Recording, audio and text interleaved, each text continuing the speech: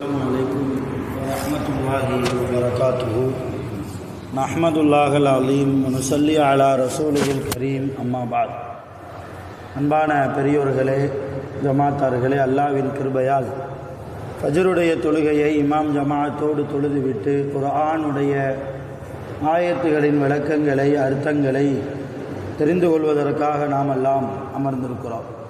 ரப்பு சுப்ஹானஹு வ தஆலா நம்முடைய எல்லா அமல்களையும் முழுமையாக கபூல் செய்வானாக. ஆமீன். இன்றைய நாளை அல்லாஹு தாலா பரக்கத்து நிறைந்த நாளாக, ரஹமத்து நிறைந்த நாளாக, கெட்ட முடிவுகளை விட்டும், முசீபத்துகளை விட்டும், ஷைத்தான்களுடைய தீங்குகளை விட்டும், திடீர் மரணங்களை விட்டும், நோய் நொடிகளை விட்டும் பாதுகாப்பு பெற்ற நாளாக அல்லாஹ் இந்த நாளை நமக்கு அமைத்து தருவானாக. ஆமீன். சங்கையானவர்களே, இதா ஜாஅ நஸ்ருல்லாஹி வல் ஃபத்ஹ் என்கிற சூராவினுடைய அர்த்தங்களை விளக்கங்களை நேற்றைய தினம் நாம் தெரிந்து கொண்டோம்.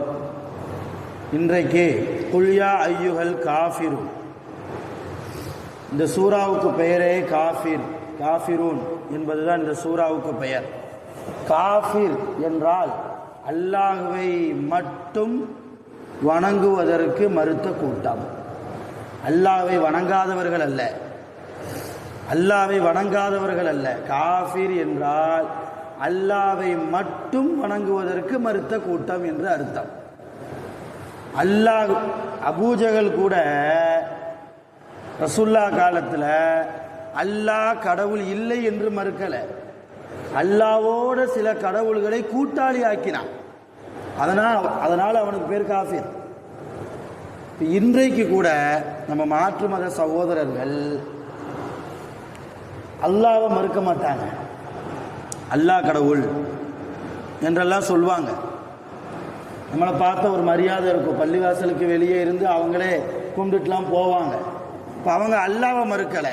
எங்கே பிரச்சனை? அல்லாஹ்வை மட்டும் வணங்குறதுல பிரச்சனை. இப்போ காஃபிர் என்ன, நம்மளாம் என்ன நினச்சிக்கிட்டு இருக்கோம்? அல்லாஹ்வை மறுத்த கூட்டம் என்று நாம் நினைக்கிறோம். அது முதலில் தவறான ஒரு எண்ணம். காஃபிர் என்றால் அல்லாஹ்வை மட்டும் வணங்குவதற்கு மறுத்த கூட்டம். இப்போ இந்த சூராவுக்கு பெயரே காஃபிரூன், அல்லாஹ்வை மட்டும் வணங்குவதற்கு மறுத்தவர்கள். அந்த சூறாவிலே அல்லாஹ் முழுக்க முழுக்க யாரை வணங்க வேண்டும், யாரை வணங்கக்கூடாது என்பதை தெளிவுபடுத்தி சொல்கிறான். சொன்ன ஆயத்தையே மடக்கி மடக்கி 2 தடவை கொண்டு வந்து அல்லாஹ் பேசுகிறான். அல்லாஹ் சொல்கிறான், குல், நபியை நீங்கள் சொல்லுங்கள், யா ஐயுகல் காஃபிரூன், ஓ காஃபிர்கள் கூட்டமே. அப்படின்னா என்ன அர்த்தம்? அல்லாஹ்வை மட்டும் வணங்காத கூட்டமே. நன்றாக கேட்டுக்கொள்ளுங்கள். லா அஅபுது மா தஅபுதூன், லா அஅபுது மா தஅபுதூன், நீங்கள் எதை வணங்குகிறீர்களோ அதை நான் வணங்க மாட்டேன் என்று நபியை நீங்கள் சொல்லுங்கள். காஃபிர்கள் எதை வணங்குகிறார்கள்? அவர்கள் தெய்வங்களாக நினைக்கக்கூடியவர்களை அவர்கள் என்ன செய்வாங்க? வணங்குவாங்க. இப்போ ரசூல்லாவை பார்த்து அல்லாஹ் சொன்னால், குல் யா ஐயுகல் காஃபிரூன், குல், நபியை நீங்கள் சொல்லுங்கள், யா ஐயுகல் காஃபிரூன், ஓ அல்லாஹ்வை மட்டும் வணங்குவதற்கு மறுத்த மக்களே, லா அஅபுது மா தஅபுதுன், நீங்கள் எதை வணங்குகிறீர்களோ அவைகளை நான் வணங்க மாட்டேன். வலா அன்தும் ஆபிதூன மா அஅபுது, வலா அன்தும் ஆபிதூன மா அஅபுது, நான் யாரை வணங்குகிறேனோ அவனை நீங்கள் வணங்க மாட்டீர்கள். வலா அன ஆபிதும் மா அபத்தும், நீங்கள் யாரை வணங்குகிறீர்களோ அதை நான் வணங்க மாட்டேன். வலா அன்தும் ஆபிதூன மா அஅபுது, நான் வணங்கக்கூடிய ஒன்றை, அந்த ஒருவனை நீங்கள் வணங்க மாட்டீர்கள். எனவே ரொம்ப பிரச்சனையெல்லாம் வேண்டாம். லக்கும் தீனுக்கும் வலியதீன், உங்கள் மார்க்கம் உங்களுக்கு, எனது மார்க்கம் எனக்கு. என்னை தொந்தரவு செய்யாதீர்கள். நான் என் ரப்பை அல்லாஹ்வை வணங்கி கொண்டு போகிறேன். உங்களுக்கு எவ்வளவோ எடுத்து சொல்லிவிட்டேன், நீங்கள் திருந்துவதாக இல்லை. எனவே லக்கும் தீனுக்கும், உங்கள் மார்க்கம் உங்களுக்கு, வலிய தீனி, என்னுடைய மார்க்கம் எனக்கு என்று சொல்லி, நபியே உங்கள் வேலையை பார்த்து நீங்கள் அவர்களை விட்டும் ஒதுங்கி விடுங்கள் என்று அல்லாஹ் முழுக்க முழுக்க யாரை வணங்க வேண்டும் யாரை வணங்கக்கூடாது என்பதை சாராம்சமாக சொன்ன வார்த்தையே திரும்ப திரும்ப சொல்லி அல்லாஹ் பேசுகிறான். அருமையானவர்களே, இந்த சூறாவிலிருந்து நமக்கு கிடைக்கக்கூடிய படிப்பினை வணக்கம். வணக்கம் என்பது அல்லாஹ்வுக்கு மட்டுமே தகுதியானது. யாரும் யாரை பார்த்து வணங்கக்கூடாது. யாரும் ஒரு மனிதன் இன்னொரு மனிதனை பார்த்து வணங்கக்கூடாது. அதனால தான் ரசூலுல்லாஹ் சொன்னாங்க, ஒரு அல்லாஹ்வுடைய அடிமை இன்னொரு அல்லாஹ்வுடைய அடிமையினுடைய காலில் விழுவது கூடாது. அப்படி காலில் விழுவதாக இருந்தால் ஒவ்வொரு மனைவிக்கும் தன் கணவனுடைய காலில் விழுவதற்கு நான் உத்தரவு போட்டிருப்பேன். நல்லா விளங்கிக்கோங்க. வணக்கம் என்ற அடிப்படையில், வணக்கம் என்ற அடிப்படையில் ஒரு பெரிய மனிதருடைய காலில் போய் விழுவது இஸ்லாத்தில் தடை, ஹராம். யார் காலையும் யாரும் பிடிக்கக்கூடாது. தவறு செஞ்சிருக்கோம், ஒரு ஆள் மனதை காயப்படுத்திட்டோம், நம்மால் அவர் பாதிக்கப்பட்டிருக்கிறார், அவர் மனசு உடஞ்சி போச்சு, போய் மன்னிப்பு கேட்குறோம், அவர் ஈஸியாக மன்னிக்க மாட்டேங்கிறார். அப்போ என்ன செய்வோம்? அவர் அன்பை பெறணுமே என்பதற்காக கையில் காலில் விழுகிறோம்ப்பா, என்னை மன்னிச்சுக்கோப்பா, அன்பு எனக்கு வேணும்ப்பா. பெற்றோர்கள் காலில் விழுவது தவறல்ல. வணக்கம் என்ற அடிப்படையில் அல்ல. வணக்கம் என்ற அடிப்படையில் பெற்றவங்க காலில் விழக்கூடாது, கணவன் காலில் விழக்கூடாது, யார் காலில் விழக்கூடாது. உண்மையிலேயே நாம் தவறு செய்திருந்தால் அந்த தவறுக்கு மன்னிப்பு கேட்டு மனம் வருந்தி பெற்றவர்கள் காலில் விழுவதோ, ஒரு மனைவி கணவனுடைய காலில் விழுவதோ அதுக்கும் இஸ்லாத்திற்கும் எந்த ஒரு தடையும் அல்ல. பெரிய பாவம்லாம் கிடையாது. சரி, வணக்கம் என்ற அடிப்படையில் யார் காலிலும் என்ன செய்யக்கூடாது? விழுவதற்கு இஸ்லாம் பகிரங்கமாக தடை விதிக்கிறது. இது ஒரு பக்கம் இருந்தாலும் இன்னைக்கு நாம எப்படி வணங்குறோம், எத்தனை முறை வணங்குறோம் யோசிக்கணுமா இல்லையா? அல்லாஹ் நிறைய நியாமத்து கொடுத்துருக்கான், அல்லாஹ் நிறைய ரஹ்மத்தை கொடுத்துருக்கிறான். இப்போ ஃபஜ்ர் தொழுகை வந்ததே பெரிய நியாமத் இல்லையா? நம்மளை தூக்கத்திலிருந்து எழுப்பி விட்டது யாருங்க? அல்லாஹ். ஏன் அவன் எழுப்பி விட்டான்? அவன் தேர்ந்தெடுக்கிறான் நம்மளை. வாப்பா, என் பள்ளிவாசலுக்கு வா, என்னை வணங்கு, என்னுடைய ரஹ்மத்தை பெற்றுக்கொள். உன்னை எழுப்பி விடுவது என் கடமை, என் உரிமை. நீ வந்து தொழுதுகொள், என்னுடைய ரஹ்மத்தை நான் உனக்கு தருகிறேன். எல்லாரும் எழுப்பிடலையே. இப்போ இன்னும் சில முஸ்லீம்கள் உக்கூரில் தூங்கிட்டு தானே இருக்கிறாங்க.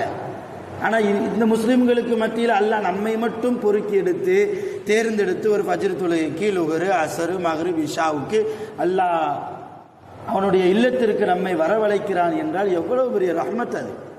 இப்போ எந்த அளவு அல்லாஹ்வை நாம் வணங்க வேண்டும்?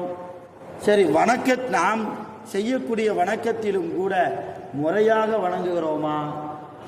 தொழுகை முறையாக தெரிந்து தொழுகிறோமா? நிறைய பேர் நான் சலாம் கொடுக்கும்போது பார்க்குறேன். இப்போ நம்ம இமாமா இருந்து நான் தொலை வைக்கிறதுனால நீங்கள் எப்படி தொழுகிறீங்கன்னு எனக்கு தெரியாது. ஆனால் சலாம் கொடுக்கும்போது பார்வை போகுமா இல்லையா? வலது பக்கம் இடது பக்கம். அப்போ பின்னாடி பார்க்கும்போது சில தொழுகையாளியை நான் கவனிக்கிறேன். என்னன்னா, இமாம் அஸ்ஸலாமு அலைக்கும் வ ரஹ்மத்துல்லாஹ்ன்ட்டு முதல் சலாம் கொடுக்கும்போதே இவங்களும் கொடுத்துட்றாங்க. அப்படி கொடுக்கக்கூடாது. கொடுத்தா தொழுகக்கூடாது. ஏன் அப்படின்னா, ஏதாவது இமாம் தொழுகையில் ஒரு தவறு செஞ்சுருப்பார், தவறு வந்திருக்கும், ஏதாவது ஒரு ஆயத்தை விட்டுருக்கலாம், அல்லது 2 சஜிதாவுக்கு பெயராக ஒரு சஜிதா மட்டும் செஞ்சுருக்கலாம். அப்போ ஏதாவது ஒரு வாஜிபான விஷயத்தை தொழுகையில் விட்டதற்கு அந்த இமாம் என்ன செய்யணும்? சஜிதா சஹு செய்யணும். சஜிதா சஹு எப்போ செய்வார்? ஹனஃபி மதுஹபில் ஒரு சலாம் கொடுத்ததுக்கு அப்புறம் தான் 2 சஜிதா செய்யணும். அப்போ அந்த ஒரு சலாம் கொடுத்ததற்கு பின்னால் 2வது சலாம் இமாம் கொடுக்கிறாரா என்பதை பின்னாடி நின்று தொழக்கூடிய தொழுகையாளிகள் எதிர்பார்க்கணும். 2வது சலாமுக்கு அஸ்ஸலாமு அலைக்கும் இடது பக்கம் இமாம் திரும்பினாதான் பின்னாடி நின்று தொழக்கூடியவங்க முதல் சலாமே கொடுக்கணும். இன்னைக்கு 2வது சலாம் கொடுத்து நான் கொடுக்கும்போதே இந்த சைடு தொழுவனவங்க சம்பளம் போட்டு உட்கார்ந்துடுறாங்க. 2 சலாமையும் கொடுத்துட்டு சம்பளம் போட்டு உட்கார்ந்துடுறாங்க, தயாரா சுபான்லாம் சொல்றதுக்கு. எப்படி தொழுகக்கூடும்? இது சலாமில் மட்டும்தான் சொல்கிறேன், இது அல்லாமல் தொழுகை விஷயங்கள் நிறைய இருக்கிறது. அருமையான பெருமக்களை, தொழுவோம். வணக்கம் அல்லாஹ்வுக்கு மட்டும்தான். ஆனால் அந்த வணக்கத்தை தெரிந்து தொழ வேண்டும். எப்படி தொழுவது என்று தெரிந்து தொழ வேண்டும். தெரிந்து தொழுவதற்கும் சட்டங்களை அறிந்து தொழுவதற்கும் அறியாமல் தொழுவதற்கும் நிறைய டிஃப்ரெண்ட் உண்டு, நிறைய வித்தியாசங்கள் உண்டு. சட்டங்களை தெரிந்து தொழுதால் அதற்கு ஏற்ப கூலி கிடைக்கும், தெரியாமல் தொழுதால் அதற்கேற்ப கூலி கிடைக்கும். உலகத்தில் ஒரு ஸ்மார்ட் ஃபோன் இருக்குது, ஒரு ஆண்ட்ராய்டு ஃபோன் இருக்குது, அதை பற்றி எதுவுமே ஞானம் கிடையாத ஹாஜியாருக்கு. இருந்தாலும் புதுசாக பேரை வாங்கி கொடுத்துட்டாரு, 20,000 ரூபாய்க்கு 30,000 ரூபாய்க்கு வாங்கி கொடுத்துட்டாருன்னு வைங்களேன். அதை பற்றி எப்படியாவது தெரிஞ்சு அவன் அந்த ஆர்வம் பேரனை பக்கத்தில் உட்கார வச்சு இந்த ஆப்பு என்ன, அந்த ஆப்பு என்ன, வாட்ஸ்அப்னா என்ன, ஃபேஸ்புக்னா இது என்ன, இது எப்படி ஷேர் பண்ணுறது, இந்த வீடியோக்கு எப்படி கமெண்ட் பண்ணுறது இல்லையா, எல்லாம் கேட்டு தெரிஞ்சுக்கிறோமே. தொழுகை விஷயத்தில் யார்கிட்ட கேட்டிருக்கோம் யோசிங்க. எத்தனை இமாம்கள் உங்கள் பள்ளியில் வேலை பணி செய்திருப்பார்கள், எத்தனை இமாம்களை நீங்கள் பயன்படுத்தியிருக்கிறீர்கள். தொழுகை விஷயத்தில் A to Z தக்பீர் கட்டுறதிலிருந்து சலாம் கொடுக்குற வரைக்கும் இந்தந்த ருக்கூன்கள் இருக்கிறது, இவ்வளவு தஸ்பீகாத்துகள் இருக்கிறது, இது இந்த முறையை இப்படித்தான் செய்யணும் எல்லாருக்கும் தெரியுமா? நான் குறை சொல்வதற்காக சொல்லலை. இனி வரக்கூடிய காலகட்டங்களில் ஆலிம்களை பயன்படுத்துங்கள், ஆலிம்களை நீங்கள் கண்டால் மேய்ந்து கொள்ளுங்கள் என்கிறார்கள் நபிகள் நாயகம் ஸல்லல்லாஹு அலைஹி வஸல்லம். ஆலிம் சாவை வீட்டில் சும்மா உட்கார விடவே கூடாது, தூங்க விடவே கூடாது. எல்லா நேரமும் இதுக்கு என்ன சட்டம், இது என்ன, இப்படி வந்தால் என்ன செய்கிறது, அப்படி வந்தால் என்ன செய்கிறது. இப்போ உதாரணமாக நான் தொலை வைக்கிறேன்னு வைங்க, தொலை வச்சுக்கிட்டு இருக்கும் போதே என்கிட்ட காற்று பிரிஞ்சிருச்சு, எனக்கு ஒழு முறிஞ்சிருச்சு, ஒரு ஃபஜ்ர் தொழுகையோ ஒரு இஷா தொழுகையோ வச்சுக்கிட்டு இருக்கேன்னு வைங்க, தொழுதுகிட்டு இருக்கும் போதே சூறா ஓதிக்கிட்டு இருக்கும் போதே காற்று பிரிஞ்சிருச்சு. இப்போ நான் என்ன செய்கிறது? நீங்கள் என்ன செய்யணும்? சட்டம் இருக்கா இல்லையா?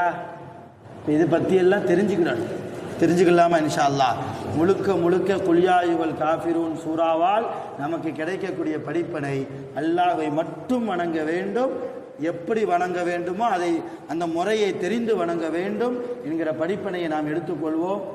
வல்ல ரஹ்மான் ஆஃபியத்தான வாழ்க்கையை வாழ்வதற்கு அல்லாஹ் அருள் புரிவானாக, முறையாக அவனை வணங்குவதற்கு அல்லாஹ் அருள் செய்வானாக. ஆகிரு தஅவானா அல்ஹம்துலில்லாஹி ரப்பில் ஆலமீன். சுப்ஹானல்லாஹி வ பிஹம்திஹி சுப்ஹானல்லாஹி வ பிஹம்திஹி அஷ்ஹது அன் லா இலாஹா இல்லா அன்த அஸ்தக்ஃபிருக வ அத்தூபு இலைக. ஆமீன். சுப்ஹான ரப்பிக ரப்பில் இஸ்ஸத்தி அம்மா யசிஃபூன். வஸ்ஸலாமுன் அலல் முர்ஸலீன் வல்ஹம்துலில்லாஹி ரப்பில் ஆலமீன். ஸல்லல்லாஹு அலைஹி வஸல்லம்.